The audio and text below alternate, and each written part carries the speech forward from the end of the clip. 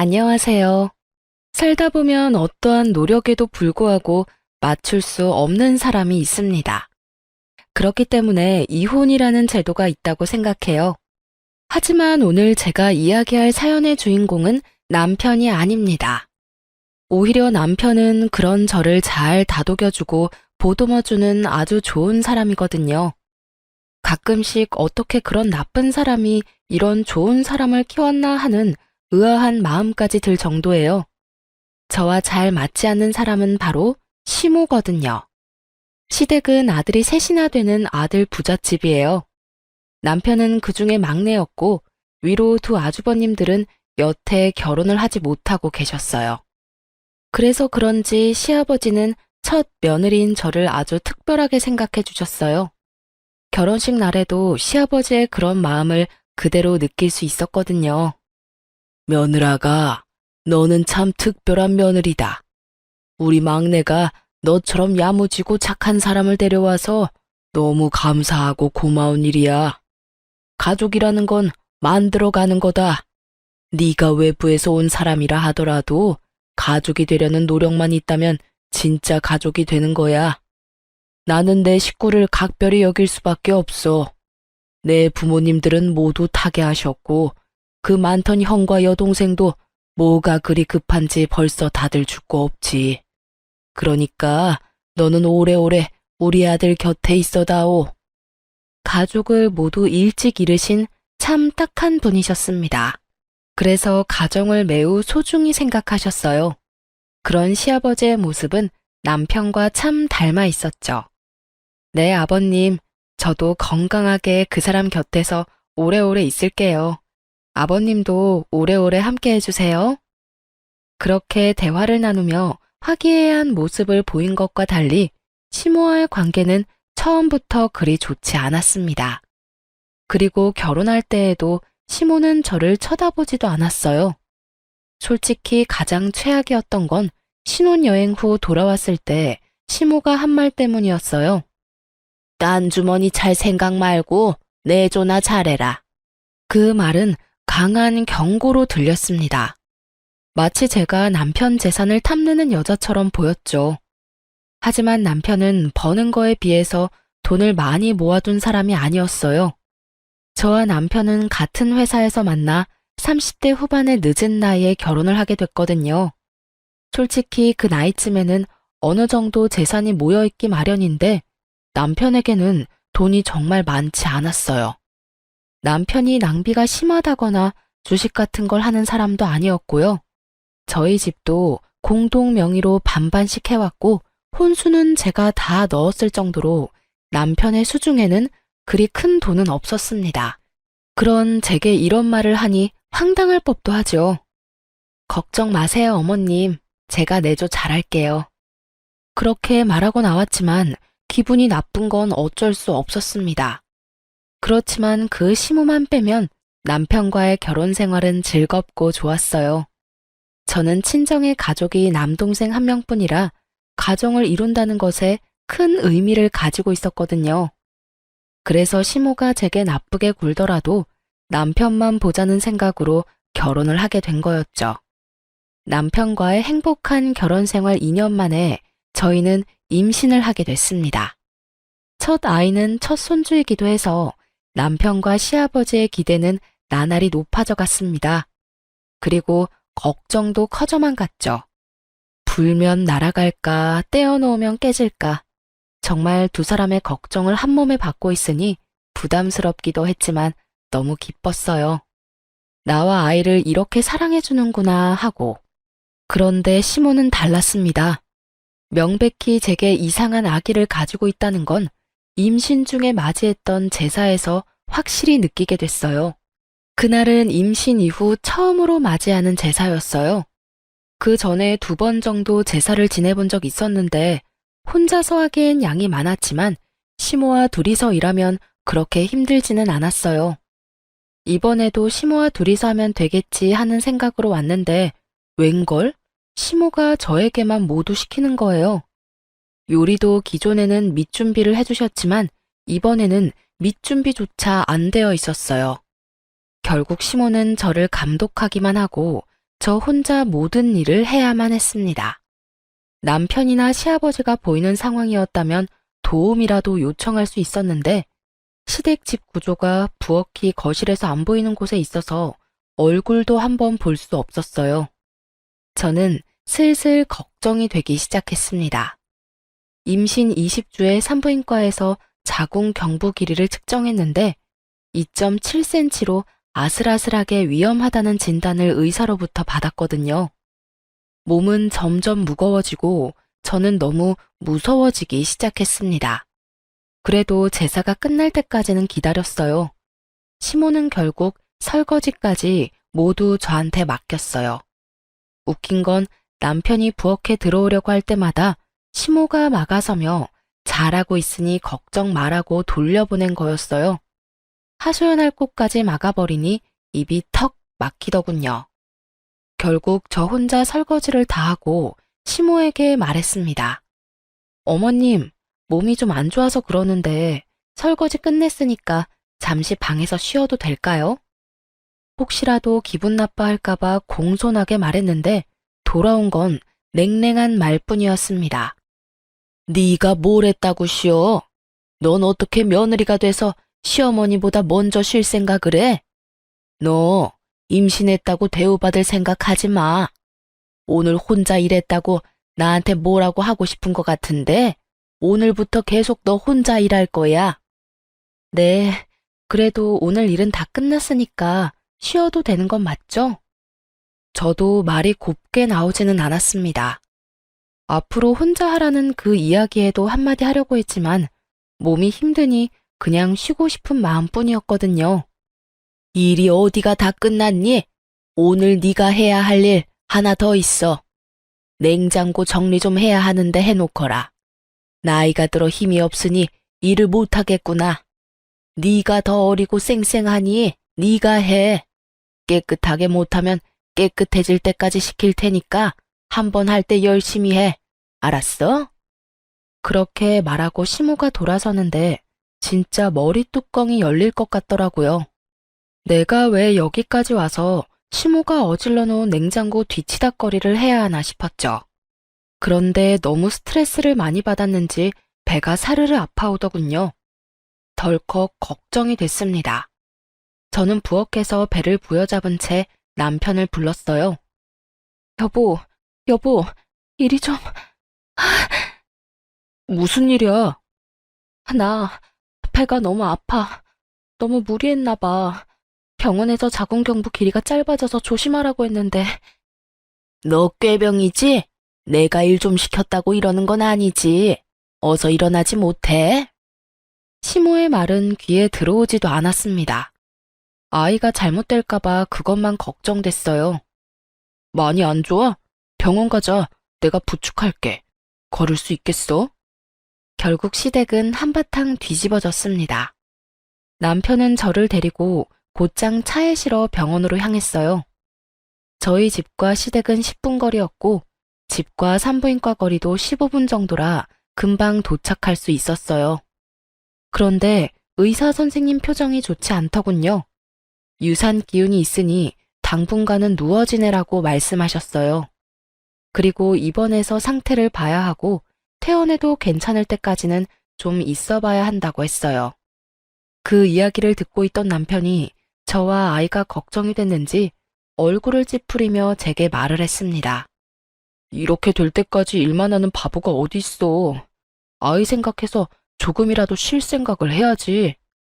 나도 쉬고 싶었어. 그런데 쉴 수가 없었단 말이야. 어머니는? 어머니도 같이 일하셨잖아. 어머니한테 말했으면 쉬게 해주셨을 텐데. 어머님은 오늘 손가락 하나 까딱 안 하시고 나한테 다 시키기만 하셨다고. 내가 쉬고 싶다는 말 안 한 줄 알아? 제사 준비도 요리도 설거지도 다 혼자 해서 설거지 끝나고 쉬고 싶다고 이야기했는데 어머님이 네가 뭘 쉴 게 있냐고 쉬지 말라고 하시잖아. 할 일이 아직 남았다면서 시댁 냉장고 청소까지 시키던데. 제 말에 남편 눈이 커지더니 당황스러운 표정으로 말했어요. 어머니가? 왜? 일단 알았어. 내가 어머니한테 잘 말해둘게. 미안해, 신경 못 써서. 난 당신이 힘들면 나와서 쉴 거라고 생각했지. 계속 그 안에서 일하고 있을 거라고 생각도 못했어. 그러고 보니 어머니도 이상하긴 했지. 부엌에 못 들어오게 하시더라고. 대체 왜 그러신 거지? 그러니까 이상하지. 왜 나한테 이러시는지 모르겠어. 임신은 모르시는 것도 아니고, 저번 제사까지는 같이 제사 준비하고 설거지도 했는데, 오늘은 아예 나한테 다 맡겨서 엄청 당황했다고. 제가 쉬고 싶어도 쉬지 못했다는 걸 알게 된 남편이 저를 안아주며 토닥거려줬어요. 어쨌든 내가 너무 미안해. 당신 힘든 줄도 모르고. 밖에서 아버지랑 이야기한다고 당신을 못 챙겼어. 다음부터는 내가 당신 챙길 테니까 걱정하지 마. 그리고 어머니한테도 확실하게 이야기해둘게. 다음부터 그런 일 있으면 나한테 전화해. 같은 집에 있어도 전화는 할 수 있잖아. 그러면 내가 확실하게 막아줄게. 남편의 다정한 말에 저는 배시시 웃으며 답했어요. 이 순간만큼은 시모의 나쁜 악담과 행동도 모두 잊을 수 있었어요. 알았어. 고마워, 여보. 고맙긴. 내가 오히려 미안하지. 당신 이렇게 될 때까지 몰라줘서. 힘들면 연차 쓰고 당분간 좀 쉬어. 우리 귀여운 딸랑구도 안정될 시간이 필요하다니까. 그렇게 남편은 저 대신 시모에게 이 상황에 대해 확실하게 말해주기로 했어요. 저는 남편만 믿고 뱃속의 아이에게 집중할 수 있었죠. 그렇게 3일간 입원하며 몸을 안정시킨 저는 퇴원하고 집에 돌아와서도 며칠간의 휴가를 쓰고 휴식을 취하기로 했어요. 마음 편히 누워있는데 시아버지에게서 전화가 왔더군요. 일하시는 동안 바쁘실 텐데도 제 몸이 안 좋다는 이야기에 시간을 내서 연락을 해주셨더라고요. 네, 아버님. 그래, 몸은 좀 어떠냐? 뱃속에 우리 손녀도 별탈 없지? 네, 잘 크고 있어요. 몸도 많이 좋아졌고요. 그렇게 대화를 두런두런 나누는데 현관 도어락 열리는 소리가 들렸어요. 남편인가 싶었지만 시간이 너무 이른 시간이라 남편은 아닌데 싶어 시아버지와 대화를 나누며 현관 쪽으로 향했어요. 그리고 현관에 나타난 사람을 보고 깜짝 놀라고야 말았죠. 바로 시모가 제 눈앞에 서 있더군요. 야, 너 싸가지 없는 년이 네 남편한테 뭐라고 짓거렸어? 어머님, 여긴 어떻게? 시모가 허락도 없이 도어락을 열고 들어와 제게 악담을 퍼붓기 시작했어요. 순간 저는 들고 있던 전화기를 아래로 내리고 시모의 목소리가 잘 들리도록 전화기를 고쳐 들었습니다. 시아버지가 이 모든 일들을 고스란히 들으실 수 있도록 말이죠. 그것도 모른 채 시모가 말을 하더군요. 내가 제사 준비에 설거지에 냉장고 청소까지 시켰다고 네가 일렀지? 그런데 그게 무슨 잘못이야? 시어머니가 며느리한테 일 시키는 게 뭐가 잘못됐냐고. 이런 일도 못할 거면 결혼은 왜 했어? 혼자 살면 되지. 임신했다고 아주 유별나게 구는데 너 그거 꾀병인 거 내가 다 안다. 너 때문에 나만 이게 무슨 꼴이냐고. 어머님, 갑자기 무슨 말씀이세요? 진정하고 말씀하세요. 진정은 무슨? 네가 일하기 싫어서 꾀병 부린 걸로 내가 왜 한 소리 들어야 해? 시집살이 네가 덜 당해봐서 모르지? 오늘부터 너희 집 살면서 시집살이가 뭔지 가르쳐 줄까? 새파랗게 어린 년이 남편만 믿고 어디서 어른한테 수작질이야? 내가 그렇게 만만해 보였어? 어머님, 꾀병이 아니라 병원에서 이미 진단이 난 사항이에요. 잘못하면 조산될 수도 있다고요. 지금 이렇게 서서 어머님한테 추궁받고 있는 이 상황도 저한테는 그렇게 좋은 상황이 아니에요. 다시 스트레스 받으면 또 병원에 가야 할 수도 있다고요.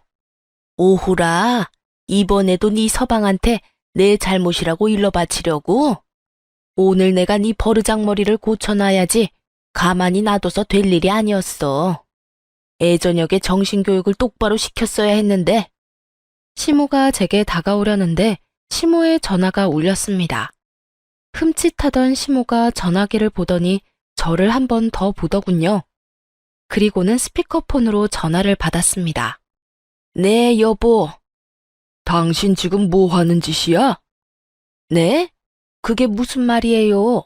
뭘 하다니요? 지금 임신한 며느리한테 못된 시어머니 노릇하려고 그 집에 가서 그딴 말 하고 있는 거야? 당신이 생각이 있는 사람이야, 없는 사람이야? 이제 막 애가 잘못될 뻔한 며느리한테 찾아가서 뭐? 어떻게 알았어요? 내가 아들 집에 와 있는 거. 치치미를 뚝 떼던 시모의 얼굴에서 여유가 사라졌어요. 그리고는 저희 집 주변을 두리번 살피더군요. 시아버지가 여기 있나 싶은 마음에 놀라서 확인하는 것처럼 보였어요. 내가 어떻게 알았는지 그게 왜 중요해? 지금 중요한 건 당신 행실이야. 어른이 돼서는 어린 며느리를 그렇게 쥐잡도록 잡고 시집살이? 세상이 어떤 세상인데 시집살이를 시켜? 하나뿐인 며느리야. 귀하게 여기지는 못할 망정 이렇게 사람을 괴롭히고 있으니 제삿날에도 설마 당신이 일부러 새하게 쉬지도 못하게 만들었어? 아유, 아니에요. 제가 무슨 며느리를 쥐잡듯이 잡아요. 나는 그저 지 남편 시켜서 저한테 한 소리 한 게 화가 나서. 뭐? 그 착한 놈이 당신한테 말할 정도면 당신이 잘못을 했겠지. 내가 이번 일 그냥 안 넘어갈 거야. 애가 잘못되기라도 하면 어쩔 뻔했어. 귀한 우리 손녀딸이 뱃속에서 놀라서 큰일이라도 났으면 어쩔 뻔했냐고. 당장 집에 들어와서 조용히 있어. 알아들어? 알았어요, 알았어. 집에 가 있을게요. 전화 끊지 말고 나와. 나와서 집에 들어가서 둘째 바꿔. 전화 끊기면 당신이 다시 며느리한테 가서 드자비질 하는 걸로 간주할 테니까 전화 안 끊기도록 조심해. 결국 시모는 시부의 전화를 끊지도 못하고 저를 죽일 듯이 노려보고 밖으로 나갔습니다. 저는 그제야 안도의 숨을 휴 하고 내쉬었어요. 순간적으로 생각난 방법이었는데 너무 다행스럽게도 시부가 전화를 해주시는 바람에 시모를 물러나게 할 수 있었죠. 30분 뒤에 시아버지에게 전화가 왔어요. 그래, 아가. 괜찮니? 앞으로는 이런 일 없을 거다. 혹시 여태까지 이런 일 당한 적 많았어? 저를 싫어하신다고 느끼긴 했지만 이 정도로 화나신 건 처음이에요. 고맙습니다, 아버님. 고맙긴. 다음에도 이런 일 있으면 곧장 나한테 연락하거라. 여편 내가 이상해졌어.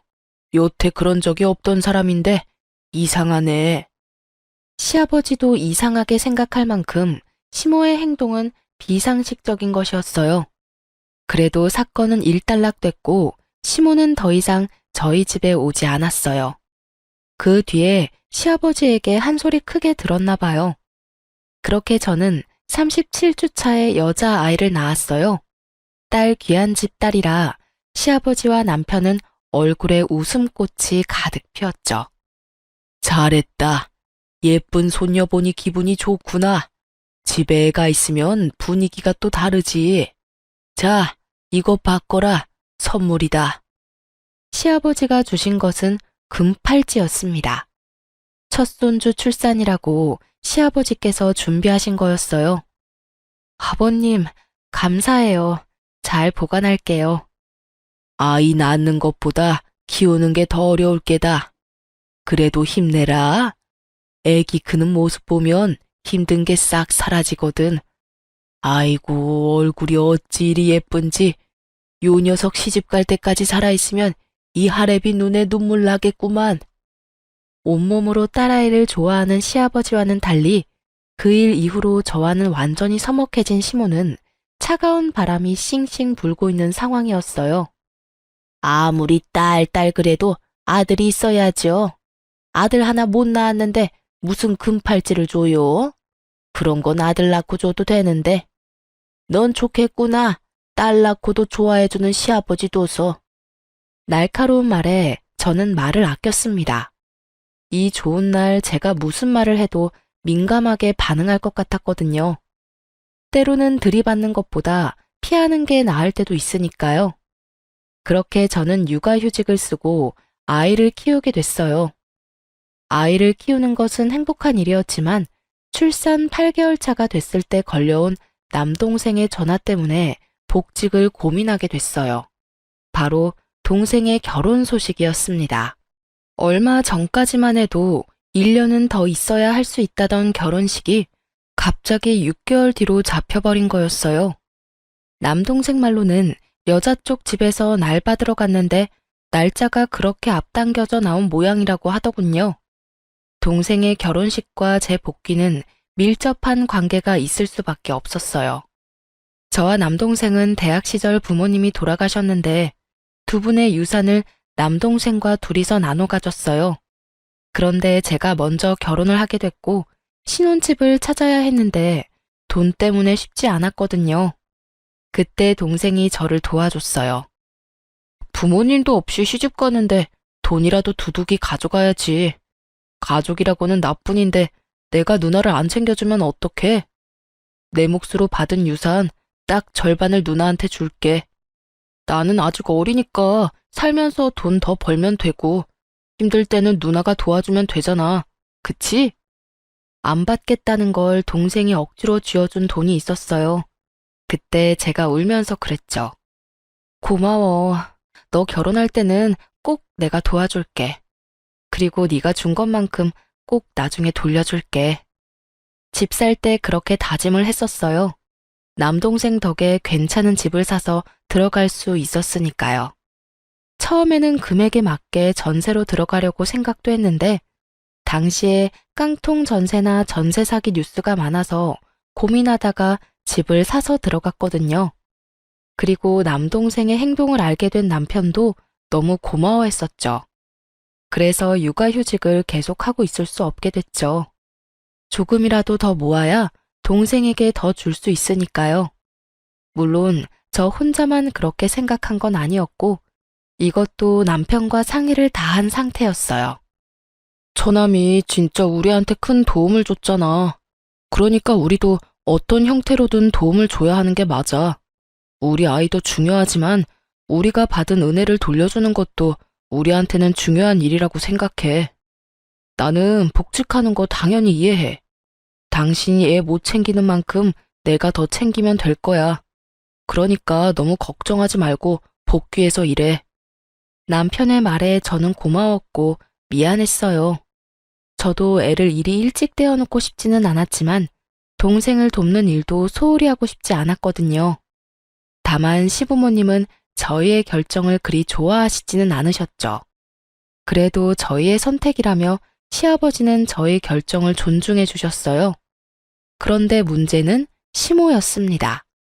왜 1살도 안 된 애를 어린이집에 맡기냐며 난리도 아니었어요. 그렇다고 자신이 봐줄 것도 아니면서 어찌나 난리를 피우는지. 저도 애를 어린이집에 맡기고 싶지는 않았어요. 그렇지만 봐줄 친정도 없고 시모는 저 모양이니 어린이집 말고는 믿을 곳이 없는 것도 사실이었죠. 그렇게 복직 소식을 알리고 일주일이 지난 어느 날, 저는 아주 황당한 일을 겪게 됐어요. 그날은 남편이 야근을 한다며 연락을 한 날이었습니다. 어린이집에 가서 아이를 데려와 집으로 올라오는데 아파트 저희 집 현관 앞에 시모가 서 있었어요. 어머님, 여기는 어쩐 일로 오셨어요? 연락이라도 하고 오시지. 저는 엉망이 된 집안을 떠올리며 시모를 안으로 모셨어요. 내가 오늘 어이없는 이야기를 들어서 말이다. 너 돈 번다고 일찍 복직한 이유가 네 남동생 때문이니? 제 남동생 결혼식 때 돈 해주려고 일찍 복직한 거야? 아, 들으셨어요? 맞아요. 저희 결혼할 때 동생한테 받은 게 있어서. 너 미쳤니? 어떻게 둘이 같이 번 돈을 네 남동생한테 갖다 바쳐? 그 돈이 네 돈이야? 남편이랑 같이 번 돈이지.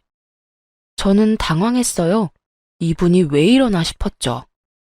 어머님, 지금 남편과는 통장 합치지도 않았어요. 생활비는 생활비대로 따로 각자 내서 생활하고 있고 나머지 돈은 어떻게 하던 간에 그건 저희들 마음이에요. 집안 경조사 때 쓸 돈 때문에 모으는 돈이 있긴 한데 그건 동생한테 줄 거 아니고요. 제가 번 돈을 모아서 동생한테 주는 거니까 남편 돈 쓰는 거 절대 아니에요. 그러니까 그런 걱정은 안 하셔도 돼요. 걱정이 왜 안 돼? 너희는 부부야. 돈이 모이면 서로에게 쓰는 게 맞는 거지. 그런 식으로 함부로 친정에다 돈 주고 그러는 거 얼마나 잘못된 건지 모르지? 저는 당황했습니다. 왜 저희 돈 문제에 시모가 이렇게 간섭하는지 모르겠더라고요. 제가 동생한테 돈 주는 게 왜 잘못된 거죠? 저희가 구매한 이 집, 동생이 빌려준 돈 보태서 산 거예요. 원래라면 돌려줘야 할 돈인데 저희 사정이 그러지 못하니 결혼식 축의금이라도 좀 더 챙겨주려는 것뿐이에요. 왜 저희가 그걸 어머님께 지적받아야 하는지 도무지 이해가 안 가는데요. 뭐라? 내가 어제 네 남편한테 전화했었다.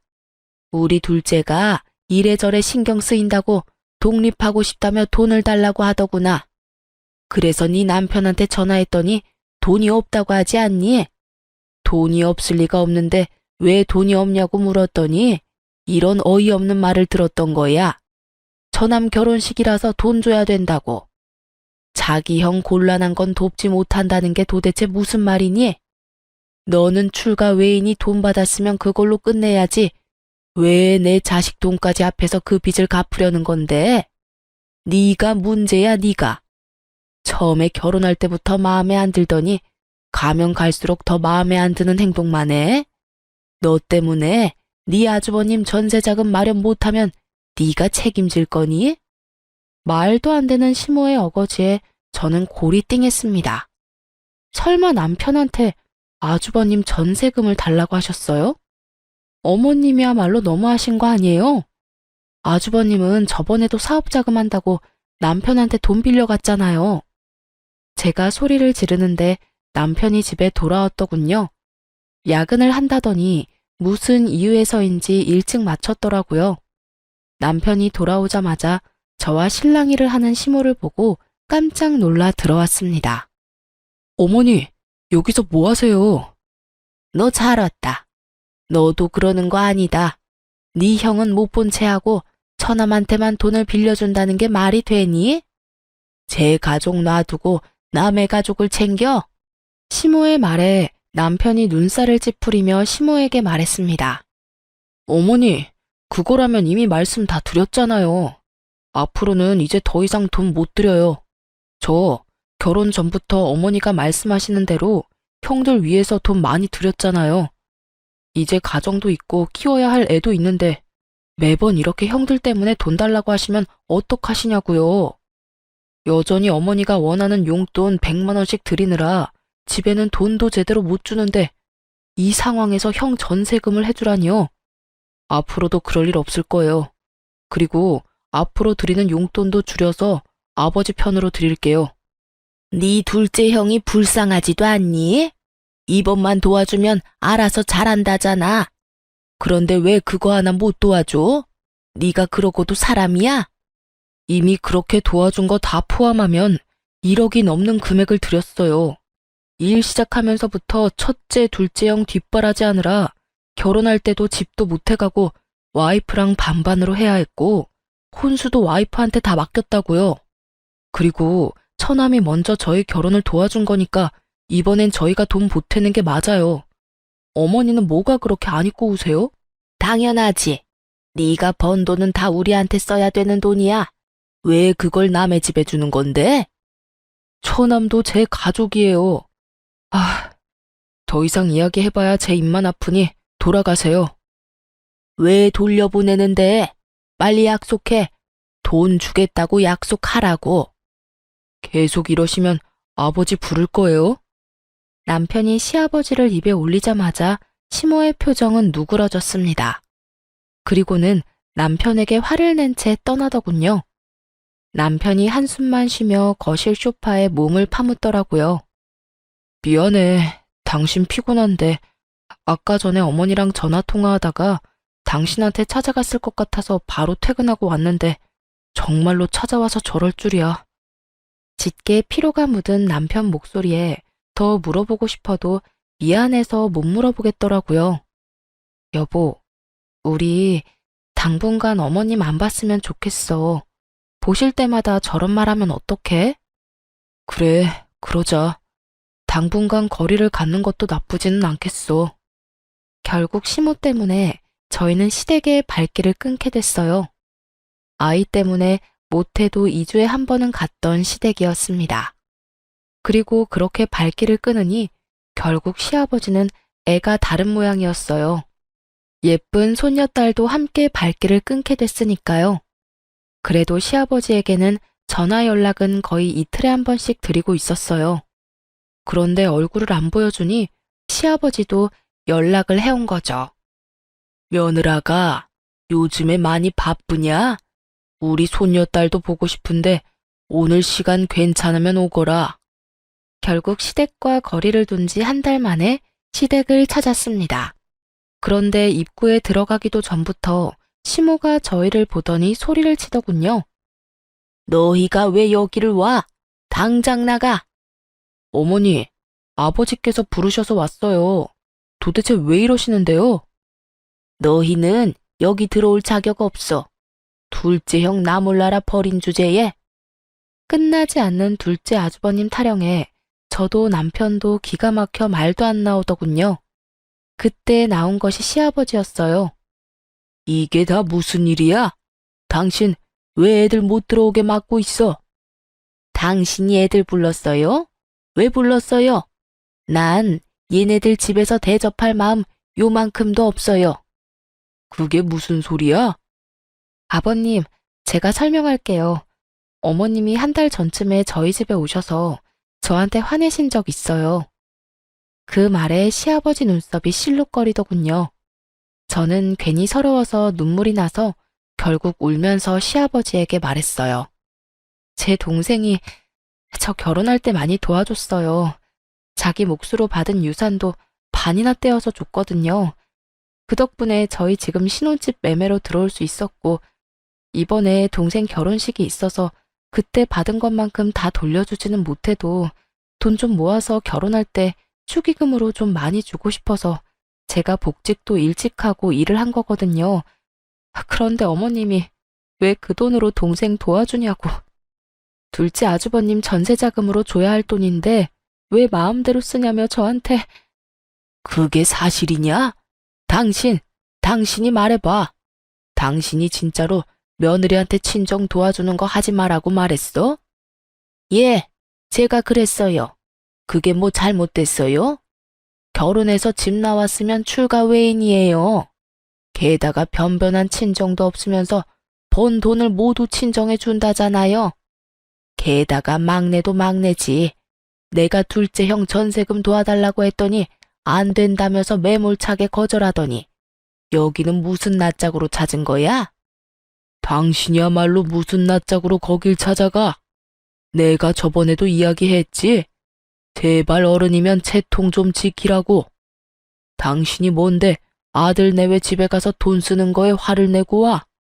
애들이 허투루 돈 쓰는 것도 아니고 다 좋은 곳, 갚아야 할 곳에 쓰는데 당신은 뭐가 그리 고가워? 그럼 화가 나지 않나요?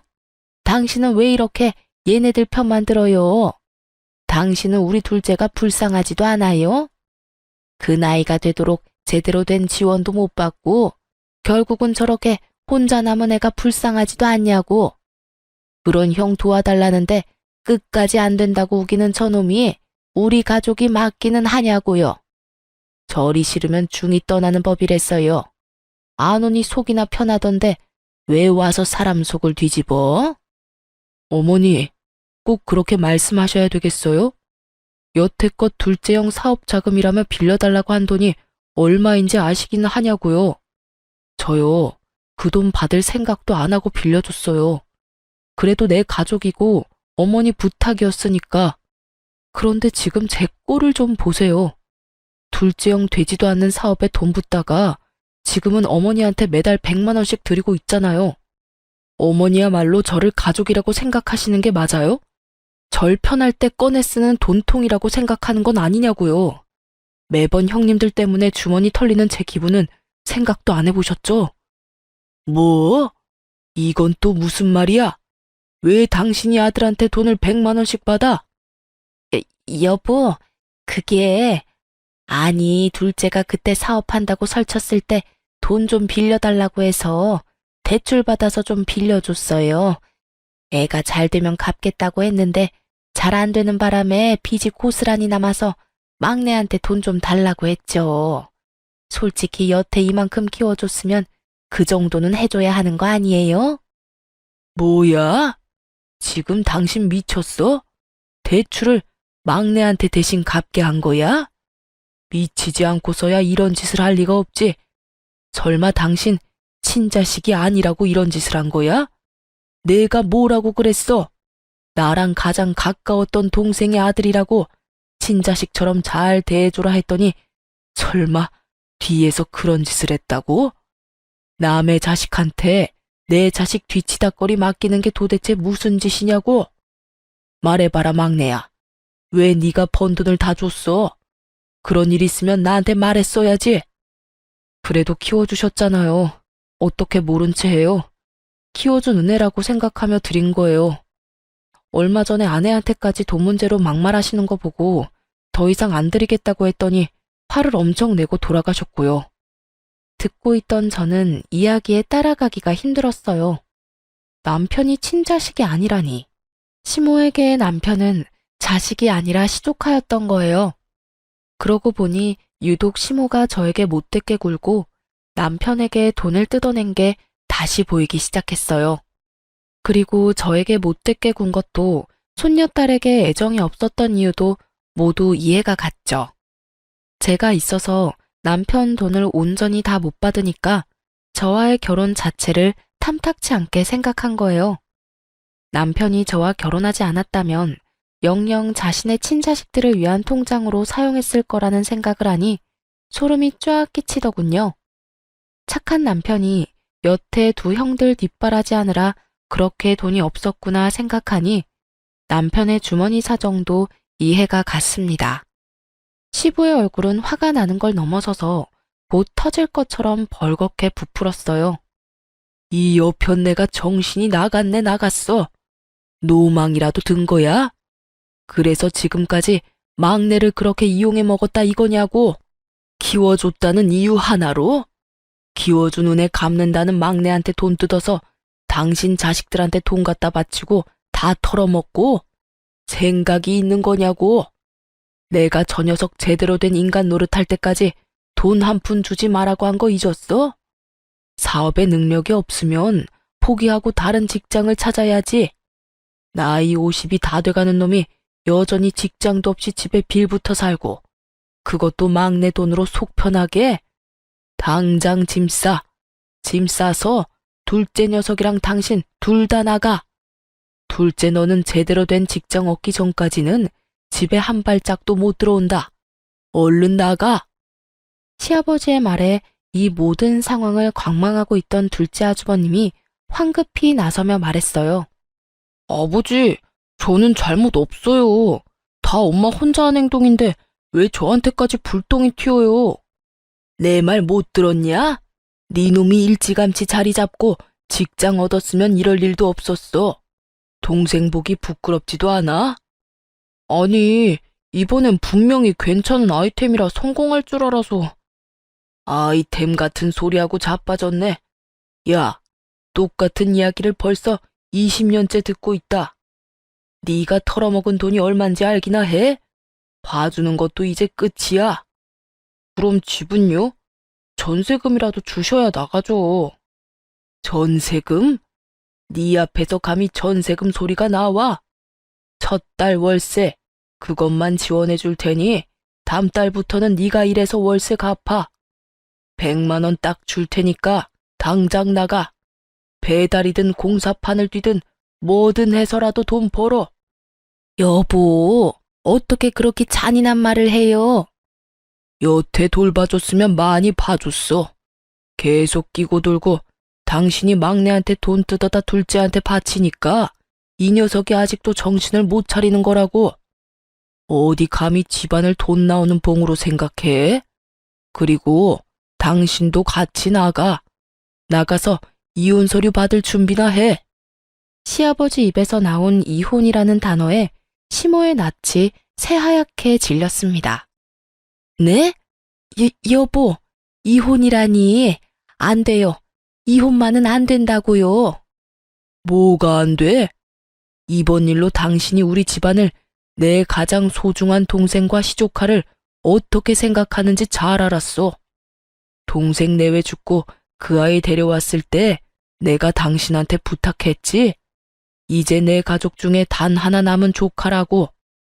위로 형이 둘이나 있었지만 자식 남기고 죽은 유일한 내 핏줄이라고. 게다가 눈이 있으면 봐. 막내가 당신한테 얼마나 살뜰하게 잘했는데 친자식보다 더 친자식처럼 섬기고 받들었는데 그런 아이 마음을 이용해서 돈을 뜯어? 네가 인간이야? 귀신도 너보다는 착하겠다. 그러니까 나는 당신 용서 못해. 그리고 둘째 싸고 돌며 집안 돈 다 떨궈먹은 것도 이해 못하고. 여보. 시모는 시아버지의 바지를 붙잡고 매달렸지만 시아버지가 차갑게 뿌리쳤습니다. 막내야, 네가 어떻게 해봐. 다 너 때문에 이런 일이 벌어진 거잖아. 너 때문에 나랑 네 형 집에서 쫓겨나도 되는 거냐? 또 막내한테 그만하라고 했지? 막내 잘못이 아니라 당신이랑 둘째 잘못이라고. 애먼 사람한테 책임 전가하면 할수록 내 생각이 굳어진다는 것만 명심해. 결국 시모와 둘째 아주버님은 강제로 집을 나가게 됐어요. 시아버지가 용달차를 불러 시모와 아주버님의 짐을 싹 다 실어버렸거든요. 어딜 가든 제대로 된 직장 가지면 여기 돌아올 생각하지 마라. 그리고 당신, 막내한테 연락 한 번만 더 하면 내가 다리 몽둥이를 분질러 버릴 테니까 그렇게 알고 있으라고. 결국 시모는 그렇게 애지중지하던 둘째 아주버님과 시댁에서 나가게 됐습니다.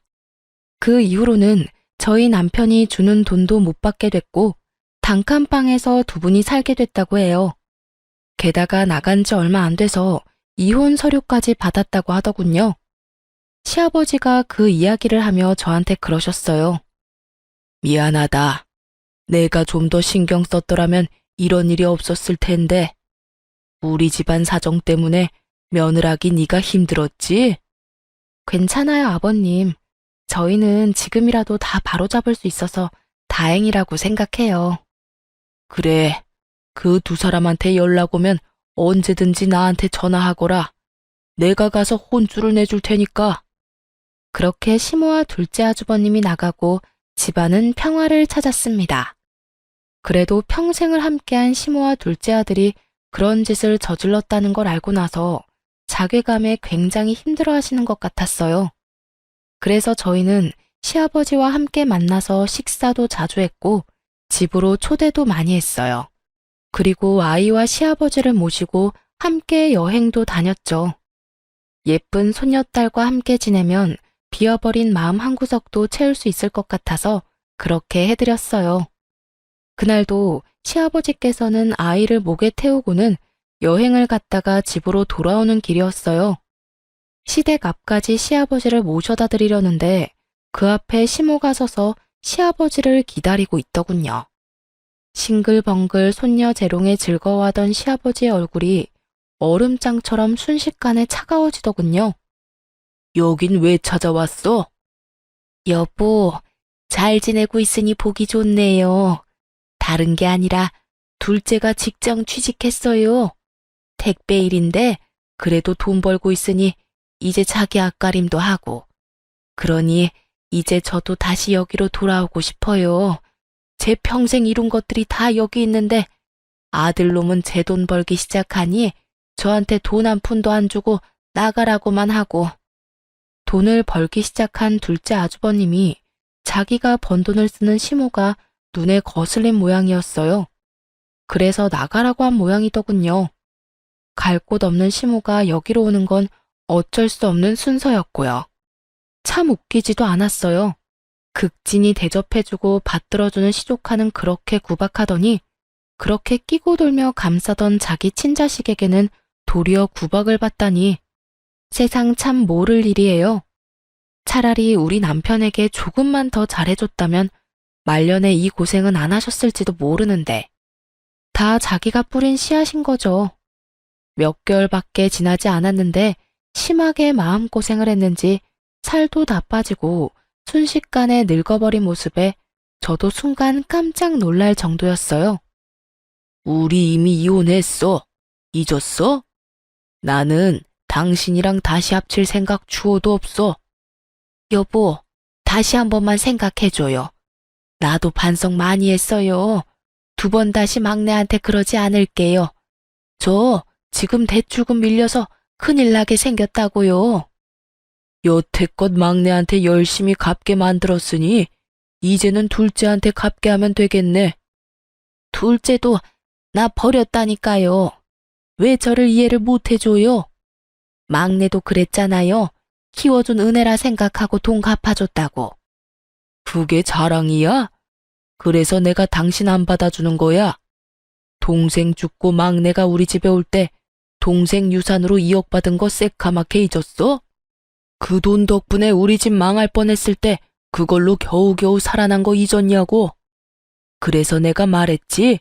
우리 집 복덩이니까 잘 키워달라고. 당신은 내 동생 목숨값으로 잘 먹고 잘 살아놓고 은혜를 원수로 갚은 거야. 어떻게 막내한테 또 돈을 뜯어? 동생 유산 덕분에 당신이 여태 이렇게 누리면서 살았다고. 그런데 그치만 그건 당연히 줘야 하는 거잖아요. 남의 집에 애를 맡기면서 그 정도 돈도 안 주면 그러면 그 돈 받고 애들이나 잘 돌보면 될 일이지. 다 큰 막내한테 돈은 왜 뜯었어?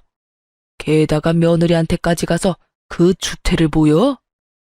끝까지 반성 안 하고 뻔뻔했던 시모는 본전도 못 찾고 그 자리에서 떠났습니다.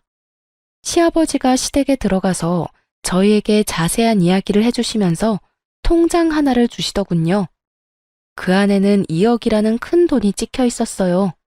알고 보니 남편 아버지, 그러니까 시아버지의 남동생이 돌아가시면서 유산으로 2억을 남겼다고 해요. 그걸로 급한 불 끄느라 그만큼 돈 벌 때까지 이렇게 오래 걸렸다고 하시면서 말이죠. 남편은 2억 중에 1억만 받기로 했는데 나머지 1억은 키워준 은혜로 돌려드리겠다고 했어요. 그러자 시아버지께서는 웃으며 저에게 나머지 1억을 주겠다고 하셨어요. 가족 때문에 마음고생한 너한테 이 돈을 주마. 결혼식 때 동생한테 빌린 돈도 갚고 남은 걸로는 너 원하는 데 쓰거라. 그 돈은 온전히 너희 거다. 사실은 너희 시모가 가져간 돈도 다 돌려주면 좋으련만 그것까지는 내가 어떻게 해볼 도리가 없어. 그 사람도 어쩌자고 그런 짓을 했는지. 그렇게 저와 남편은 시아버지에게 생각지도 못한 돈을 받게 됐어요. 그 돈으로 남동생 결혼식에 도움을 줄 수 있었고요. 남편은 갑자기 생긴 돈에 놀라면서도 아이를 위해 잘 놔두겠다고 말했어요. 시모도 저희 남편에게 조금만 더 잘해줬으면 이렇게 늙어서 고생할 일은 없었을 거예요. 시댁은 안정을 찾았고 저와 남편의 생활도 안정을 찾았어요. 그리고 저는 둘째를 임신 중이죠. 시모가 저와 맞지 않다고 사연 처음에 말씀해 드렸는데 실제로는 많은 사람과 맞지 않았나 봅니다. 결국에는 이렇게 시댁에서 뚝 떨어내듯 도려내져 버렸으니 말이죠. 이래서 뿌린 대로 거둔다는 말이 있나 봅니다. 그렇게 자기 팔자 열심히 꼰 시모 보며 새로이 마음을 다잡게 됐네요. 평생 잊지 못할 교훈을 주셔서 그 교훈 가슴에 새기고 살고 있어요. 지금까지 제 사연 들어주셔서 감사합니다. 좋은 하루 되세요.